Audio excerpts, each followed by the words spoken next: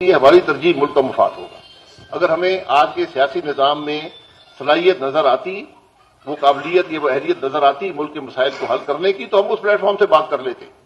وہاں پر تو بات نہیں ہے، تو ہم نے یہ پلیٹ فارم چنا ہے۔ ہم نے تو ملک کا مفاد پہلے رکھنا ہے۔ ہم نے شاید ملکی مفاد پر سیاسی مفاد کو ترجیح دی، جس وجہ سے آج حالات اس نیک میں پہنچ گئے ہیں۔ اور حقیقت یہ ہے کہ جو معاشی حالات ہوں، سیاسی حالات ہوں، آئینی حالات ہوں، انتظامی حالات ہوں، اتنی جو ملک کی خرابی ہے وہ شاید ہماری تاریخ میں کبھی نہیں آئی۔ آپ صرف یہ نیب کو لے لیں، آج حکومت کیوں نہیں چلتی، اس کی ایک بنیادی وجہ نیب ہے۔